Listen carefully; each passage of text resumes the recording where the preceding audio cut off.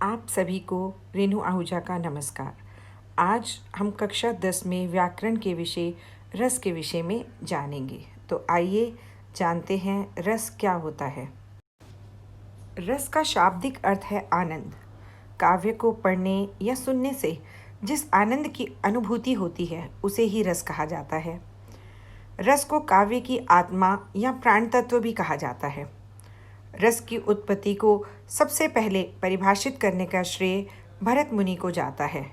रस कई प्रकार के होते हैं, जैसे श्रृंगार रस, जिसका स्थायी भाव रति होता है, स्थायी भाव अर्थात प्रधान भाव।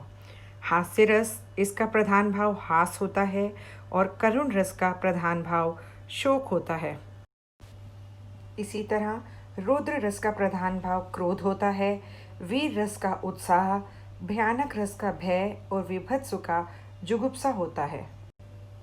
अद्भुत रस का विस्मय होता है, शांत रस का स्थायी भाव निर्वेद होता है, वात्सल्य का वात्सल्यता होता है और भक्ति रस का स्थायी भाव अनुराग होता है।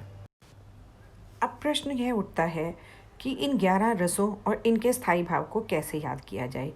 इसको याद करने के लिए एक आसान सा तरीका आपको यहाँ बताती हूँ, ध्यान दीजिएगा। रस और उसके स्थायी भाव को याद करने के लिए आपको ये 4 पंक्तियों की कविता को याद करना होगा।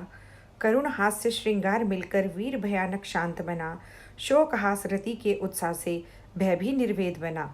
यहाँ पहली पंक्ति में करुण शब्द आ रहा है जो कि करुण रस है, और ठीक इसके नीचे शोक इसका स्थायी भाव है।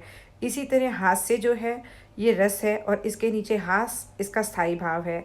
इसी तरह श्रृंगार शब्द के नीचे रति शब्द आ रहा है जो कि इसका स्थायी भाव है, और वीर रस के नीचे उत्साह शब्द आ रहा है, और भयानक के नीचे भय और शांत के नीचे निर्वेद आ रहा है जो कि इनके स्थायी भाव हैं। इसी तरह अद्भुत रौद्र विभत्स के कारण 9 रस का सम्मान बना, विस्मय क्रोध की जुगुप्सा से रसों का स्थायी भाव बना। यहाँ तीसरी पंक्ति में अद्भुत शब्द आ रहा है और उसके नीचे विस्मय उसका स्थायी भाव है। तीसरी पंक्ति में रौद्र शब्द आ रहा है और बिल्कुल रौद्र के नीचे क्रोध शब्द जो आ रहा है ये रौद्र का स्थायी भाव है। इसी तरह विभत्स के नीचे जुगुप्सा वर्ड आ रहा है जो कि विभित्स का स्थायी भाव है।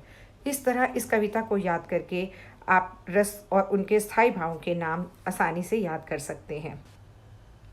परीक्षा में अक्सर यह प्रश्न पूछा जाता है कि आपको रस का नाम दे दिया जाएगा और उसका स्थायी भाव पूछा जाएगा, या फिर स्थायी भाव दे दिया जाएगा और रस का नाम पूछा जाएगा।